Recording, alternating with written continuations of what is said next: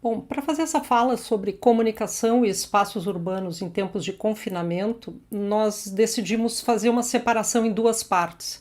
Nós consideramos relevante que seja que a gente consiga olhar para onde é que nós estávamos antes na nossa relação com as cidades e com os espaços urbanos, né? Em que medida nós estávamos preparados para uma relação com a cidade em distanciamento, né? E como é que nós estávamos vendo a cidade? Então nós fizemos uma separação em duas partes, onde nós vamos falar num primeiro momento como é que nós estávamos nos relacionando com as cidades, como é que nós estávamos narrando as cidades, e também, claro, no ecossistema de mídia, e como é que nós chegamos? Como é que nós chegamos na pandemia, na nossa relação com os espaços urbanos? Claro que eu acho que a primeira questão que a gente pode falar é que nós estávamos altamente conectados, nós seguimos altamente conectados, mas nós estávamos altamente conectados, mas também estávamos muito distraídos na nossa vivência na cidade, né? Nós estávamos vivendo a cidade, mas com uma intenção narrativa. Nós estávamos, de novo, muito conectados e muito distraídos na nossa circulação na cidade, na nossa vida na cidade. Eu entendo que aqui nós temos um paradoxo na nossa existência no espaço urbano e na relação também com a comunicação e o ecossistema de mídia. Claro que, por que a gente diz assim um paradoxo? Porque é uma conexão intensa na relação com a tecnologia e uma distração intensa na observação dessa cidade. E aí tem outro paradoxo, claro, que se soma, porque nós, nessa vivência na cidade, nós estávamos também constituindo uma memória significativa, né? Nós estávamos realmente construindo uma memória, definindo repositórios informacionais sobre a cidade, e essa memória, claro, numa certa medida individual e coletiva simultaneamente, né? E esses fragmentos eram independentes e ao mesmo tempo circulavam e se conectavam e também se influenciavam, né? Então essa narração sobre a cidade, essa narração circulante, talvez, sobre a cidade, ela estava também definindo e desenhando e escrevendo um texto sobre os espaços urbanos. E claro, eu tinha falado antes, né, existia também uma retroalimentação, né? Quando a gente diz retroalimentação, era toda a minha vivência sobre a cidade chegava em outras pessoas também, influenciava a narração das pessoas, de outras pessoas sobre a cidade, e era capaz também de influenciar a vivência dessas pessoas sobre a cidade. E de novo, construindo, claro, uma memória muito importante, né? Camadas de memória sobre a cidade, muito sobre as cidades em geral, né? Cidades visitadas, cidades vividas, cidades em que a gente mora, cidades que a gente visitava em viagens e assim por diante. E eu acho que um outro aspecto também se soma, né, a essa dimensão, digamos assim, a esses paradoxos, passa muito pelo esquecimento e o compartilhamento. Quer dizer, essa narrativa, ela também tem lacunas, ela também vai deixando de lado algumas questões nessa construção da memória, mas ela é altamente compartilhada. Então nós temos dois movimentos que nessa narrativa nós deixamos muita coisa de lado e ao mesmo tempo compartilhamos excessivamente essas informações, né? Aquelas informações que estão sendo narradas. Então certamente nós chegamos, né, em março de 2020, nós chegamos na pandemia com uma memória individual e coletiva sobre as cidades certamente muito importante. Claro que quando a gente fala, né, eu acho que tem alguns conceitos que são importantes que a gente cite, revisite e reflita também a respeito, né? Claro, aqui são algumas escolhas de autores que eu considero importante. Há muita reflexão, há muitos outros refletindo sobre a cidade, mas um aspecto importante é exatamente essa cidade viva, né? Em que medida ela tem sentido exatamente a partir de quem ocupa essa cidade, quem é que dá vida para essa cidade. Então, acho que se a gente vai buscar no Ítalo Calvino, né, que vai falar das cidades invisíveis e vai falar ele vai descrever muito uma situação de Zora, uma cidade que se manteve como era, ficou igual e acabou definhando, né? É um termo que ele usa, é uma cidade que acabou definhando porque não se movimentou, não se modificou, não se atualizou, né? Acho que nessa cidade viva, nessa cidade em movimento, a gente pode trazer o pensamento do Lynch também, que é um urbanista, né, que vai defender que, apesar do planejamento, a cidade não é imutável, né? Então, de novo, o que a gente está vendo é que quem dá sentido à cidade é quem ocupa a cidade, né? São os sujeitos que circulam pela cidade que dão vida, na verdade, para a cidade. Então, quando os urbanistas dizem que fazem um planejamento, né, e eu acho que o Lynch é realmente um bom exemplo, mas fazem um planejamento dessa cidade, organizam essa cidade, presumindo que as pessoas vão se apropriar dessa cidade, desses espaços urbanos, de uma determinada maneira. Isso não necessariamente organiza a vida das pessoas como era, né, como foi planejado. Então, é nessa circulação que certamente essa cidade vai ter sentido. E aí a gente faz uma conexão também, né,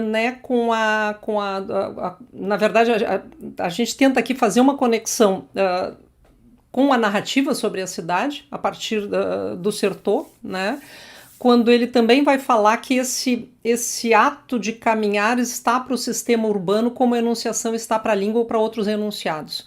Quer dizer, e é ele mesmo, e é o Certeau mesmo também, que vai dizer que nessas curvas, né, a gente também vai deixando lacunas, a gente vai deixando determinados espaços, e nós, claro, entendemos que nessas curvas e nesses espaços e nesses esquecimentos, né, em todo esse processo, isso vai sendo preenchido também com a narrativa, né? Com os registros das narrativas, com os registros das narrativas, no momento em que as pessoas começam a circular pela cidade e começam a construir aquela memória sobre a qual a gente estava falando antes. Então, digamos, é a necessidade de uma cidade se transformar para não definhar, né? Para não se tornar invisível. É uma cidade que não necessariamente deve ser imutável, até na visão dos urbanistas, e que também, em certa medida, acaba tendo as suas lacunas, né? Essa enunciação da caminhada preenchida também por narrativa. Né? É aqui que a gente tenta fazer um pouco a costura, digamos, com a narração sobre a cidade para chegar, né, ao cenário, ao contexto que a gente tinha em março de 2020 na relação com a cidade. Claro que se a gente busca outros autores também, a gente segue, né, nessa linha de localizar paradoxos sobre a vida na cidade. Eu considero muito interessante também o pensamento do Bauman, né, quando ele fala exatamente sobre a confiança e o medo que a gente tem na cidade, o que é essa vivência, de novo, né, entre dois sentimentos importantes que podem coexistir, que coexistem quando a gente vive na cidade. Quer dizer, ele vai falar também que, claro, um dos problemas da cidade é exatamente ter a presença, né, de mais de metade do gênero humano. Então, quando nós vimos, claro, não é o nosso objetivo aqui reconstruir isso, mas quando nós vimos movimentos migratórios do campo para a cidade, isso organizou as cidades se organizaram a partir disso e no seu desenvolvimento também. Então, claro, e é o Bauman também que vai dizer, né, que é nas cidades que estão depositados os grandes problemas que não são resolvidos, são criados em escala global, eles acabam recaindo sobre as cidades, né? A cidade é como um ambiente onde a gente é capaz de localizar muitos problemas e também em intensidade dos problemas que a gente vive em escala global.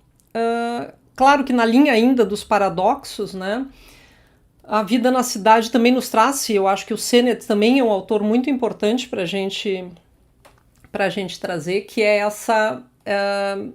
essa experiência da cidade, ela não é harmoniosa, né? Então, quando a gente busca assim a cena urbana, o ambiente urbano, onde é que está, né?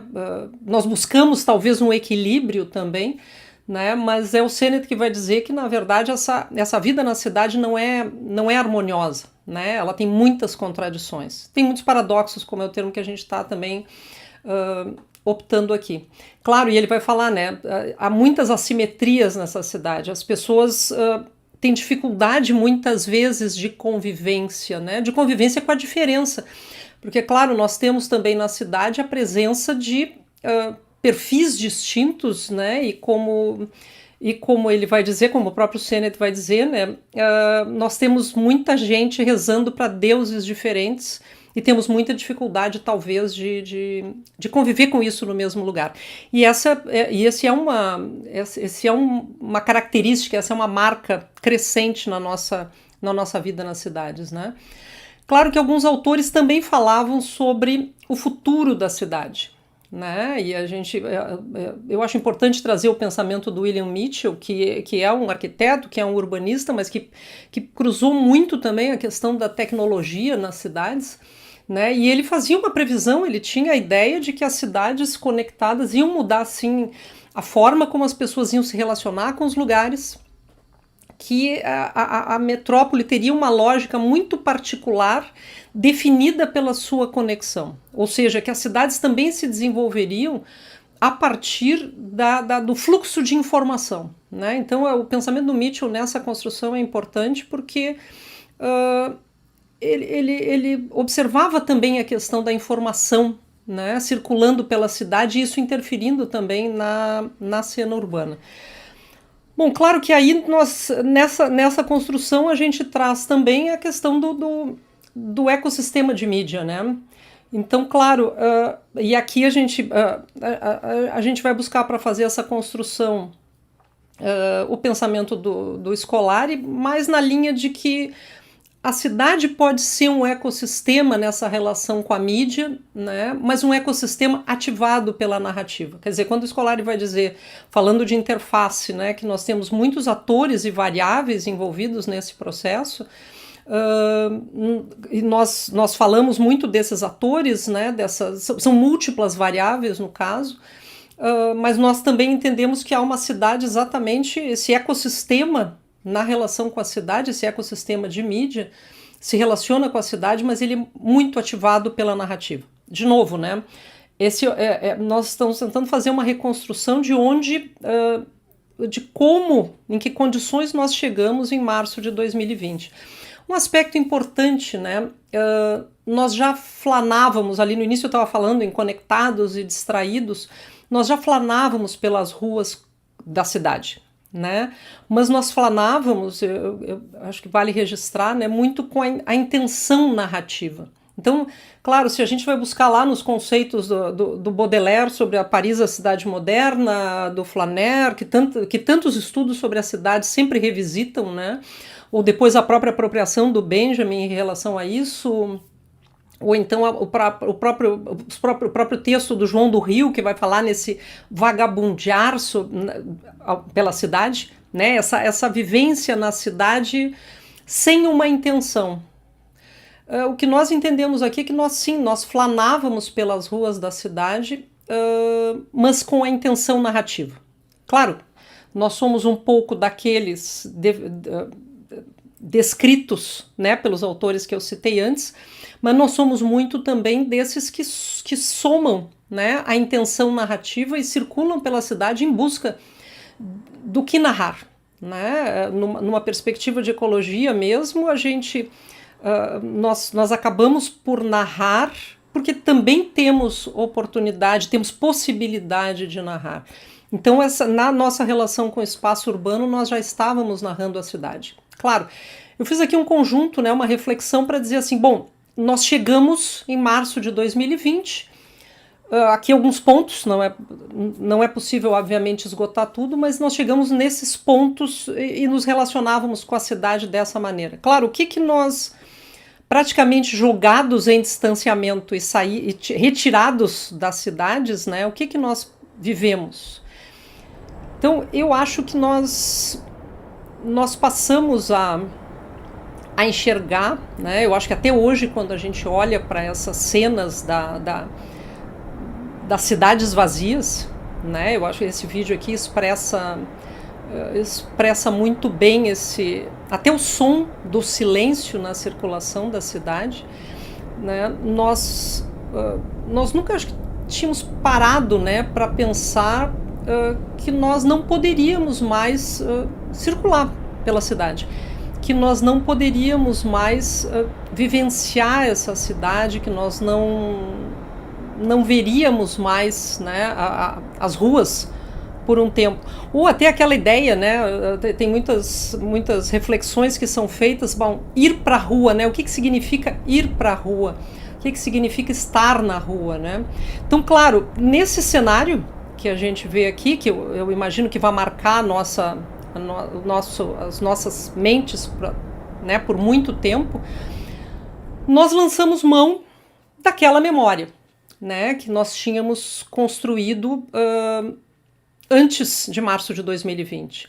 Então é interessante porque a nossa narração, a nossa relação conectada e distraída com a cidade, ela nos serviu, vamos dizer assim, talvez siga nos servindo ainda, num momento em que nós precisamos lançar a mão dela, né? Claro, a gente está falando aqui muito também de memória a partir da definição da Beatriz Sarlo, né? Quando ela vai falar exatamente nessas fontes crescentemente midiáticas e que são histórias que vão sendo contadas não mais ao vivo pelos protagonistas, mas sempre por alguém que ouviu, né? Então a nossa memória sobre a cidade, em certa medida, aquilo que eu estava dizendo no início, e que nós encontramos foram múltiplas memórias narradas não pelos protagonistas, em muitos casos sim pelos protagonistas, mas nós também não temos como dizer se, né, o que é primeira mão e o que é protagonismo nessa narrativa sobre a cidade. Claro, eu quero me deter um pouco, né, numa reflexão, numa investigação que foi feita no meu grupo de pesquisa, na PUC do Rio Grande do Sul, no nosso programa de pós-graduação em comunicação, que tentou observar as hashtags, né? Aqui eu vou fazer uma passada rápida, mas nós tentamos observar hashtags de cidades no Instagram e, claro, já fizemos várias análises disso, mas eu vou me apoiar um pouco nessa reflexão para trazer algumas questões que eu acho que são importantes, né? Por exemplo, lá no início, quando a gente observava a hashtag Wuhan, né, a cidade chinesa onde começou, onde pelo menos foi registrado inicialmente o aparecimento do vírus, né, no Brasil é interessante porque era uma informação muito distante, né, tudo que estava é do outro lado do mundo, para nós não, de novo, o começo, se eu olho para o contexto brasileiro, é uma informação muito distante. O Ocidente só se dá conta da chegada do vírus, da aproximação do vírus, quando ele chega, na verdade, na Itália, e nós começamos a ver as cidades enfileirando caminhões, especialmente a cidade de Bérgamo, aquelas imagens sempre foram muito fortes, né, enfileirando caminhões para recolher corpos que seriam enterrados, porque a cidade não dava conta de enterrar os corpos naquele momento. Então o Ocidente se dá conta, né? Eu tenho dito sempre que quando nós vemos a Itália atingida, nós começamos a nos dar conta do que significa que o vírus realmente estava se aproximando, né? Os Estados Unidos, né, começam a se dar conta também. No caso, a América do Norte começa a se dar conta, mas os Estados Unidos começam a se dar conta. Surge muito a hashtag stay home, né? Fica em casa, vamos manter distanciamento. Claro que a gente observa também que com a Itália, né, surge uma melancolia, né? Surge uma certa melancolia. Há muita informação, há muito TBT, eu estive lá. Né? A gente tem uma memória sobre a Itália muito forte, aqui eu estou falando no caso do Instagram, né? Então as pessoas começaram a postar muitas das suas memórias de viagem, né? Era como se elas vivessem de novo aquela viagem, aquele período em que estiveram, né? Especialmente nas cidades italianas a gente vê muito isso, a gente vê também com a Espanha, mas com a Itália isso é muito forte. Claro que logo em seguida, né, no final do primeiro semestre de 2020, a gente vê também o hemisfério norte tentando trabalhar o conceito, né, que foi muito falado naquele momento, que era o novo normal. Então, os Estados Unidos e a Europa tentavam viver, ainda aí a gente está falando, claro, mais do Ocidente, mas a gente vê muito essa ideia de um novo normal. A gente vê o hemisfério norte muito preocupado em viver o verão, né? Já que vive muito o inverno, ir para a rua no hemisfério norte nos meses de verão, né? Lá, a partir de maio, junho, até setembro, mais ou menos, ir para a rua é muito importante. E a gente vê esse movimento também nas redes sociais.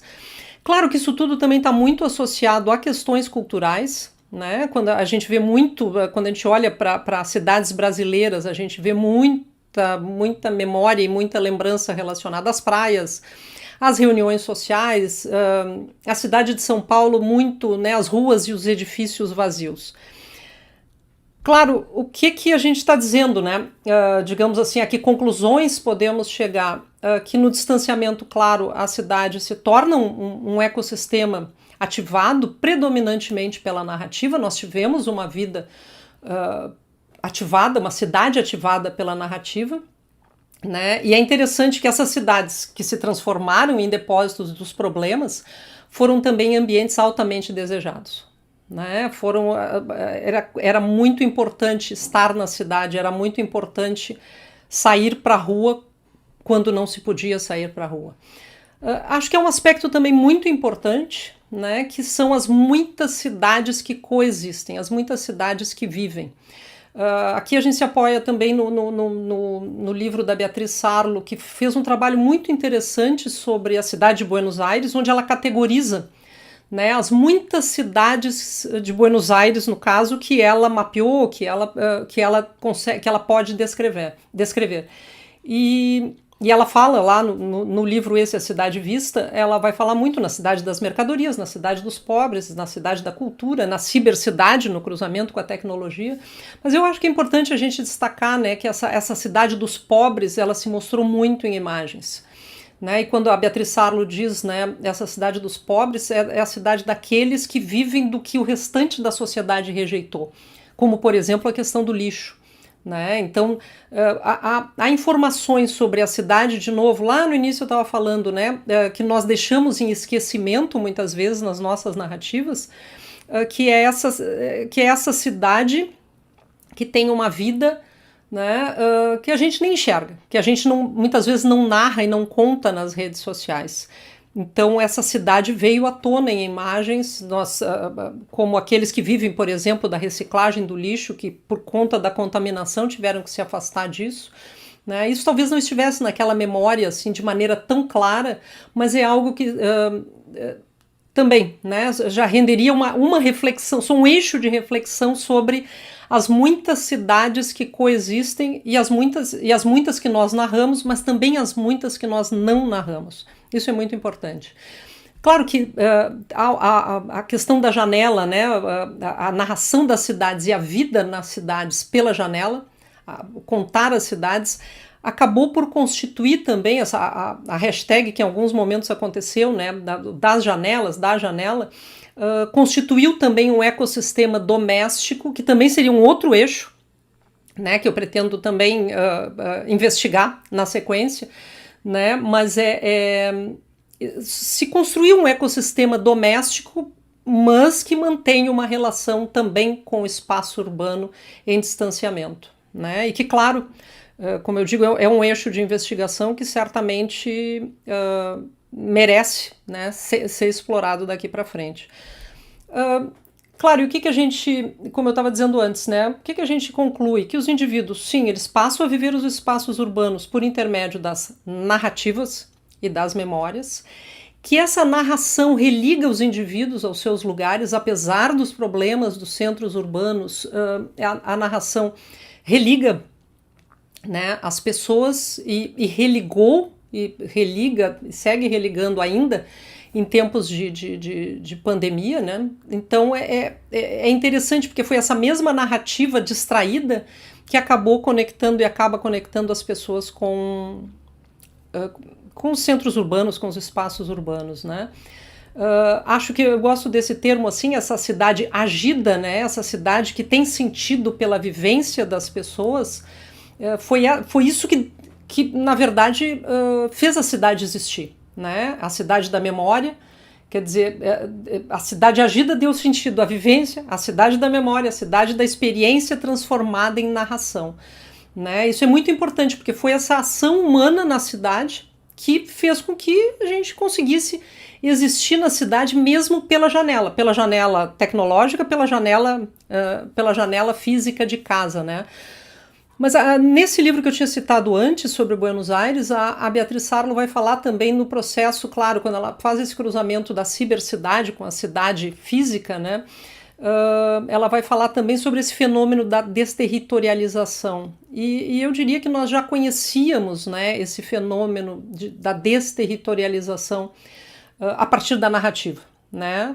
O que nós fizemos, na verdade, foi nós nos apropriamos, né, desse processo como uma forma, mais uma vez, de existir e de sobreviver na cidade, já que nós não podíamos ir para a rua, né, como a gente costuma dizer.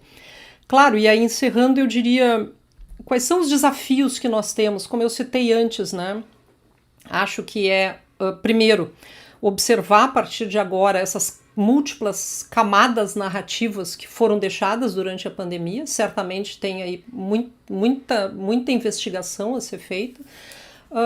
Acho que nós temos que olhar para as cidades que coexistem, quais são as cidades que, na verdade, as narrativas não contemplam, né? Como eu tinha falado antes, a cidade dos pobres, a cidade daqueles que não são narrados nas redes sociais.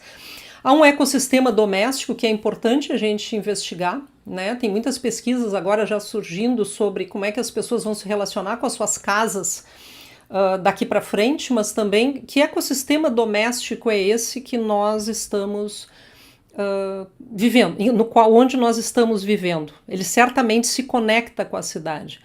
Então, claro, são certamente muitos desafios, né? Muitas conexões, para a gente entender melhor qual é esse ambiente, qual é a relação que nós vamos construir a partir de agora, tendo existido durante muito tempo num ecossistema doméstico e ao mesmo tempo vivendo a cidade a partir da memória e do que nós já conhecíamos sobre ela.